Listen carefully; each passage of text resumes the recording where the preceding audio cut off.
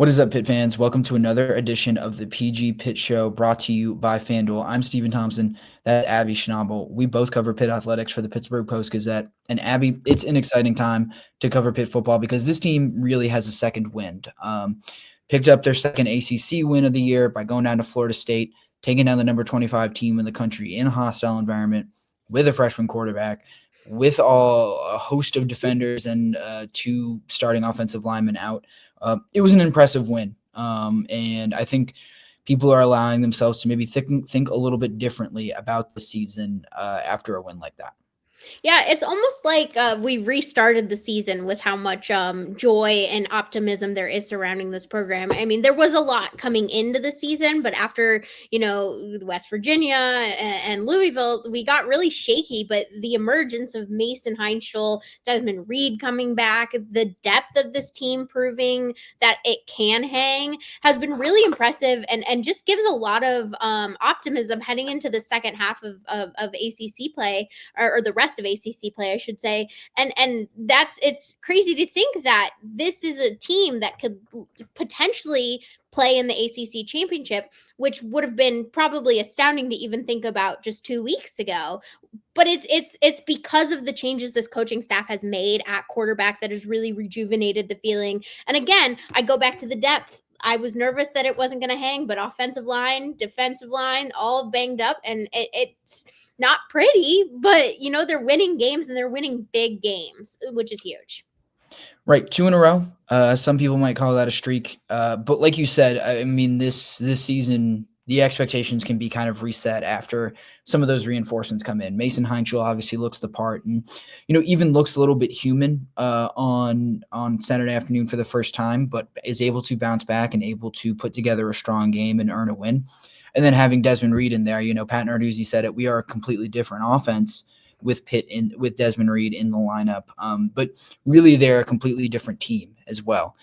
And so you look out across the ACC, and there are still 3 teams that are undefeated in conference. It's for Georgia Tech, Virginia, and Duke. Oh, excuse me, I got to throw there are 3-0 teams in ACC play. SMU also undefeated in conference at 2-0, and Miami at 1-0.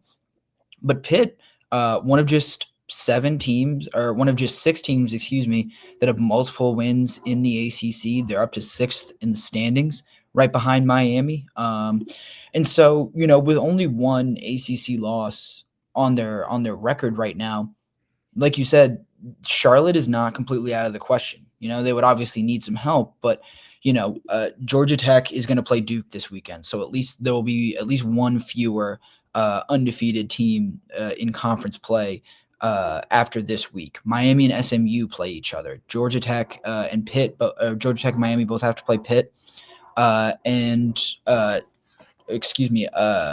There's one more, I believe one more in those. Yeah, and UVA and Duke still have to play each other too. So you are guaranteed to have at least 2 of those current undefeated teams get knocked down. They're going to have to take at least one loss mathematically. The path is going to clear it for Pitt as long as they take care of business. And it seems like this schedule kind of plays out pretty favorably for them, playing 3 1-2 teams in a row in ACC play, Stanford starting with Syracuse this week, and then you host NC State the week after, and then you travel to Stanford. It's not easy to play on the West Coast, but that's a Stanford team that I don't think is particularly good. So for Pitt, you have an opportunity after getting past that Florida State game, which was a tough game, always going to be a tough game, even if Florida State's a little bit down right now. You take care of business in these next 3 games, and you can look forward to a November where you have a real shot, like you said, to compete for an ACC championship, or at least put yourself in the mix. Absolutely. I mean, once you knock off a ranked opponent who, like you said, Florida State might be a little down. Maybe they were a little bit overrated in their ranking, but that's a team that's competed with Miami this year. That's a team that on paper is good, and Pitt beat them on their home field. So when you look at the rest of the schedule, nothing seems impossible anymore. Like Pitt has to handle business against Syracuse, NC State, and Stanford. You can't drop one of those games. And then you have to get an upset against Georgia Tech on the road and Miami at home. And those are, Georgia Tech has been looking really solid lately, and Miami looks almost untouchable at times. And the benefit for Pitt is that they have that game at home and a bye week heading into that gauntlet of Notre Dame, Georgia Tech, and Miami. So it feels like it's attainable, even though it is a harder road with that second, those last couple of games.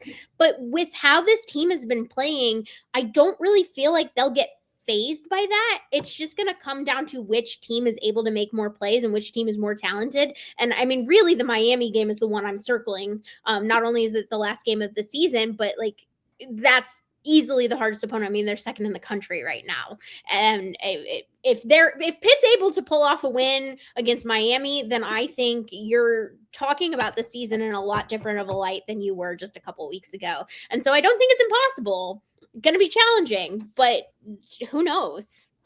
Right, that bye week following the Stanford game, the Stanford road trip, is really kind of going to be the juncture where whether or not Pitt can be in a competitive spot and can potentially push for a bid to Charlotte. Like you said, you have to win those 3 games, but then the world kind of opens up for you after that point, right? You have an opportunity to get a little bit more healthy going into 3 games that will be really physical, especially in the trenches. So, is it possible to get some of those defensive ends back, a Joey Zielinski, a Jaeden Moore? We'll see what Blaine Spires is able to do this week. So Pitt being able to get healthy is really critical to this, but like I said, they just look like a different team, right? And so when you say nothing seems impossible right now, I mean, you add a playmaker like Desmond Reid back into the mix. You get quality play out of Mason Heintschel, and his progression is not going to be linear. It's not all going to be that BC game. I think there's going to be a fair amount of moments down the stretch that are like those end of half interceptions that he threw against Florida State. But it really does set up favorably for them. It allows Heintschel a chance to grow into this role as starting quarterback. Pitt maybe has a chance to weather the storm and get a little bit healthier over these next 3 weeks and get guys back in the mix before you have to really run a gauntlet beginning on November 22nd in Atlanta, Georgia. But yeah, and the thing about Georgia Tech is or some of these teams at the top of the conference, Virginia's already lost this year. They're not undefeated. Miami might look a little bit, untouchable, like you said, and it's hard to disagree. But Georgia Tech has played Wake Forest to a 1-point game, right? Like they haven't looked unbeatable at all. And then I think for Duke as well. Duke already has 2 losses too in their non-conference play. So yeah, very few of these teams look unbeatable. And Miami, end of the year, in a cold weather environment, they will not have to travel far this year. I believe they don't leave the state of Florida until I want to say November. But then they have a bunch of road games on the back half of the year. So they really haven't quite been tested yet, and they haven't really been stressed by their schedule. So we're going to see what Miami team shows up to Pittsburgh on the day after the weekend of Thanksgiving. Yeah, it's the weekend after Thanksgiving. So yeah, everything is still kind of in front of these Pitt Panthers, which feels pretty remarkable to say after those Louisville and West Virginia games. I think, the other thing is, like you said, the depth really showed up in ways that you didn't expect. Like the fact that the offensive line was able to handle, a team like Florida State, we mentioned it, in our post-game video, like that should be another reason for hope, right? Like it's not just Mason Heintschel and whether or not Desmond Reid is available on a given week. Like top to bottom, this looks like a different team. It does stem from the offense being a little bit more efficient. It does stem from some of this depth working out. But the defense has looked strong as well and been kind of resurgent along with the offense over the past few weeks. So absolutely not out of the question at all for, I think, this team to make a deeper run. And, the past couple weeks allow you to dream a little bit bigger. Absolutely. It'll make our December a little bit crazier, but it'd be great to see this kind of comeback from them after such a disappointing 2 weeks in which, people were calling for Narduzzi to get fired, Kade Bell to get fired. And now you're seeing the opposite of look at Kade Bell making plays. Like he drew that up. You're seeing that this works. It took a bit to get there, but you're seeing that it works. And again, nothing seems impossible, which usually at this time of the year, I feel like you have a good idea of what your team's ceiling is. And I don't think there's a cap right now on this team, especially with the new looks. Absolutely. We really haven't seen this team, at full strength, certainly, but at full capacity, right? Like, especially when the most important player on your roster, your starting quarterback, is a freshman with 2 career starts, right? Like, Yeah. we're still pretty early in this process. And, all of this is not to say that Pitt will make a run at Charlotte and will make the ACC championship, but it is on the table now, whereas, that wasn't really a possibility or even an option, especially after that Louisville loss. You felt like they were going to kind of spin their tires and maybe just fighting for a bowl game. But like we said, a lot more is on the table now, and Pitt, in a lot of ways, does control their own destiny as they try to make this postseason push. I mentioned that we haven't really seen this team at full strength. We're probably not going to see them at full strength for the rest of the year. We got a couple more injury updates from Pat Narduzzi. Most notable, that defensive end Zach Crothers is going to be out for the year. Clearly a guy who has dealt with injuries for a lot of his career. Pat Narduzzi told us, after kind of a breakout game against Central Michigan, that Crothers had been someone who had battled back injuries, had just been in kind of constant pain. We're unsure of what the nature of this injury is, but it's just a huge loss. Not only is it a position of need, we talked a lot about Isaiah Neal playing a bunch of defensive end and Pitt trying to get creative and having to get creative with how they filled in the gaps at that spot, especially against Florida State. But this was just a position where you could ill afford to lose another guy, and it's crushing to see Crothers out for this season because he was off to a really promising start. Yeah, I mean, when you look at his stats, he played in 4 games, had 15 total tackles, 4 of which were unassisted, 3 tackles for loss, and 1.5 sacks. Like, that's a very promising stat line, and it'll be difficult to not have him. I think the other thing you look at is now, excluding Isaiah Neal, and assuming that Blaine, Spires, and Jaeden are out again this weekend, we obviously won't know until closer to game time and those availability reports, but you really only have 4 defensive ends available, and only one of those is a starter in Jimmy Scott. But you've got Joey Zielinski, Nate Temple, and Maverick Ratio, none of which have seen, or Joey Zielinski's seen a decent amount of playing time. But it just makes you a little bit nervous because, like, even Isaiah Neal was getting banged up in that spot, and you can't take another hit. And I feel like if I'm Pitt right now, I'm crossing my fingers, hoping that Jaeden and Blaine Spires are back soon. And I think that's one of the reasons, like, that they've kept Jaeden kind of on ice this long. Pat Narduzzi notoriously will only really talk about injuries if they're season ending. And while we've seen him in a boot, we've seen him on a scooter, we've seen him in a cast.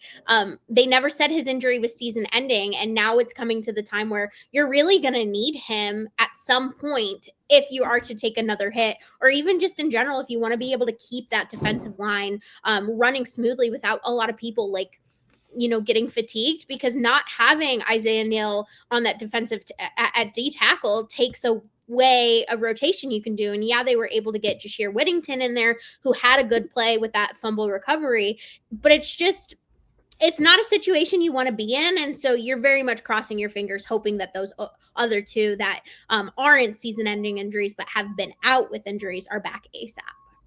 Yeah. And it's important just because of the style of the defense that Pitt plays, right? Like, if they were a team that plays a lot of zone coverage and drops a lot of guys, into the secondary, that would be one thing. But these pass rushers are going to be pinning their ears back on a lot of plays. Like, they are not there aren't many opportunities for them to take plays off, right? So you're just demanding a lot out of that position. And while you're doing it while they're really thin. And we've seen what, fatigue can do to this defense. Like, fatigue was a huge part of why they lost at West Virginia, why they dropped a home game to Louisville. Just those snaps start to add up over the course of a game.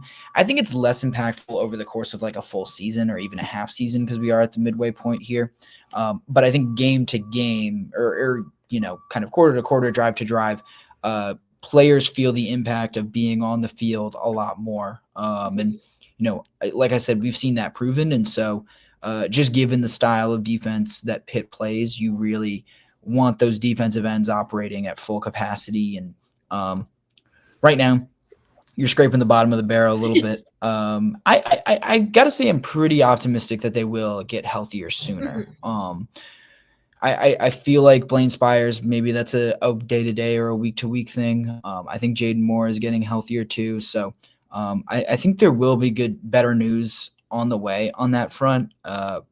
Pitt just kind of has to, see how long they can survive without it, because it's going to be rough if they are this thin at defensive end all year. I think you can survive maybe 1 or 2 games. I think especially these next 3 games, maybe it's possible to survive. But I would feel pretty nervous walking into, Bobby Dodd Stadium in Atlanta, Georgia to play Georgia Tech with, your defensive end rotation being 3 guys deep. Yeah, it's not ideal. You definitely want those guys back. And maybe that's been their plan all along, knowing that these guys, you're gonna need them for especially those last 3 games of the season. And maybe they have been ready and they've just decided to, put them on ice, let them get better, so that you have them for the rest of the season, which I don't necessarily think is a bad idea, because up until this point, the defensive ends have been really strong and they still continue to be strong. Now with just less bodies, you can see some of that, not only fatigue, but some of those errors coming in just a little bit, which is not exactly what you want. And again, it worked against Florida State, it's worked against Boston College, but you want them back fast. You want them back as soon as you can, especially with Crothers being out for the season, and you just hope it doesn't get out of control there, like a similar situation like the offensive line last year. You hope we don't get to that point. And right now I feel like they found their Band-Aid fix,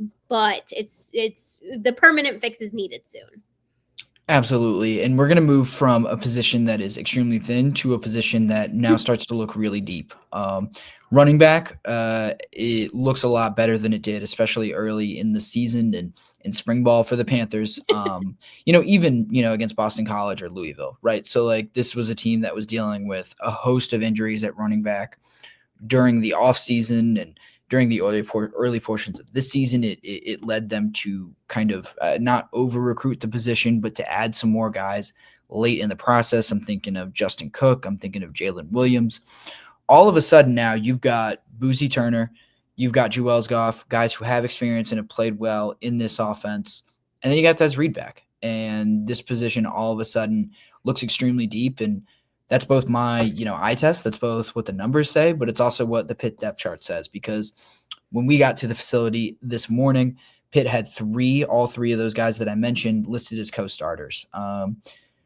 Does that necessarily mean they will all split snaps evenly? No, I don't think so. I think you would be pretty crazy to give anyone besides Des Reid the lion's share of the carries. But, against Florida State, Des played 37 plays out of 72 total.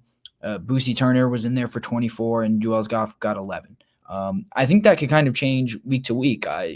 Turner and Goff especially. I think those are both capable guys. But Abby, what did you make of kind of the running back rotation on Saturday, and what do you think it means that the depth chart has been altered a little bit? I'll start by talking about Saturday a little bit. I think the improvements that Boosie Turner has made from the beginning of the season to now have been astronomical. And, he missed a lot of training camp because of a nagging injury. And he was back pretty early, but you didn't see him a lot. And then his first couple appearances, you were like, is the depth is going to be an issue here. And then especially against Florida State, he just had some very explosive, almost Des Reid-like plays. He got himself through a fairly tough offensive line, who, granted, Florida State was missing one of their lead or one of their starting offensive linemen, but still a strong group overall. And for Boosie Turner to make as many plays as he did, I was really impressed with that. I'd still like to see a little bit more from Juelz Goff. I don't know if we've seen a ton of those big plays, but he's chipping away at it, which is important. The thing that's interesting to me about making them all three co-starters is that even when they knew Desmond Reid was injured, they didn't do this. Mm-hmm. And it just makes me wonder if there's an underlying reason of making Des, who's easily the best running back on the team. I mean, he's an All-American for a reason, but there has to be some reason you elevate Jaeden Turner and Juelz Goff to co-starters with Desmond Reid. And I don't necessarily think it's just because Juelz Goff and Jaeden Turner are playing well, which they are. It makes me wonder if they're preparing to use Dez a little bit less, and maybe he has lower snap counts, especially in these next upcoming games. And he's still a starter because you can't not make him a starter. But, you know, he's a little injury prone. He gets banged up. And if you're able to save him by elevating, you know, Boosie Turner and Juelz Goff to that starter position, I don't hate the decision. I just did think it was a little odd, but I'm probably reading way too much into it. I don't know. Maybe I certainly see the logic, right? Because, you know, 37 snaps out of 72 is not really a ton for, you know, a full-time running back. And so Turner certainly earned his carries, you know, scoring 2 touchdowns. I believe he was at 4 yards a carry or something like that against Florida State. So he certainly earned his way onto the field. And Turner also, I think, showed some stuff in the pass game that was useful as well. But you know, at the same time, only 37 snaps, but Des Reid touched the ball 20 of those snaps, right? Like, it might just be a deal where, you know, Des Reid is in for fewer kind of pass protection plays or something like that. Maybe it becomes a little bit more obvious, you know, that when he's in, he's going to touch the ball more often than not, or they're going to really try to draw something up for him. So I think people might look at, you know, snap counts or the depth chart and say, okay, you know, is Des Reid being demoted? Like, what kind of a decision is this? You know, you don't want to take the ball out of your best player's hands, but I think even they proved really on Saturday afternoon that even if you are splitting time with these other running backs, Des Reid's workload, his touches, his opportunities for explosive plays, and you're not limiting Reid in any way by limiting his snap counts necessarily. You can still put the ball in his hands a ton and make him, you know, a featured player in this offense, even if you are able to kind of save him a little bit. I think the other thing is, you know, Dez, first game back, he said that he wasn't necessarily feeling his best. We talked about him, you know, maybe getting a little bit sick on the sidelines. He was cramping up a little bit. I think as he gets better conditioned, maybe that snap share changes a little bit. And as far as the depth chart, I think that just speaks more to what Turner has done, really. You know, I think him being special, I guess, in the way that Pat Narduzzi described him during training camp, really impacted that. I mean, his first touchdown run, that was like you said, Des Reid-esque. One of those where he's got like 3 Florida State defenders around him, and he just basically just runs right around him. You know, like I think he has looked every bit as good as Pat Narduzzi thought that he has claimed that he's been in practices and everything. So certainly earning those snaps, I think. Yeah, that spring had to have been huge. I mean, they talked about how huge it was, but I mean in the sense of we're really seeing how big it was that, you know, with just about every single running back out except for Boosie Turner and Juelz Goff and Justin Cook. But it was essentially just those 3. And so the amount of reps that they got in the spring, and then the amount of reps that they were able to get with Dez out, we're seeing the byproduct of those extra snaps. And it's huge for Pitt because Desmond Reid does get banged up. Like, as great as he is on the field, he is a smaller guy going against some really big guys at times, and it's just going to happen. So having the padding of a Jaeden Turner, of a Juelz Goff, when we didn't know how they were going to perform at the beginning of the season. I mean, I wrote a column way back before the season started about how if Des Reid goes out, this team starts to look potentially really bad. And they did, but I don't think that was because Des Reid was out for West Virginia and Louisville. Maybe those games go differently with him in, but I don't really think it was all about that. And so to see the strides that Boosie Turner and Juelz Goff have just made this offense even more well-rounded, even more strong than we thought it would be just a couple weeks ago.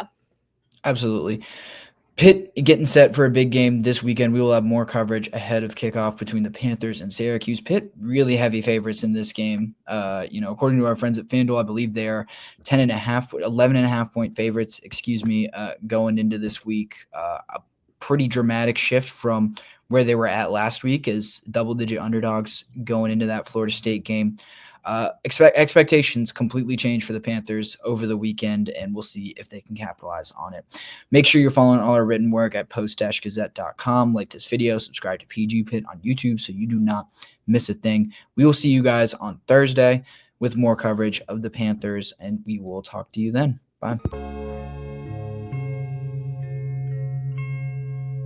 Thank you for checking out this content from Post-Gazette Sports. If you watch this video on YouTube, please like the video and subscribe to our channel. For all of the sports coverage the Post-Gazette has to offer, visit post-gazette.com.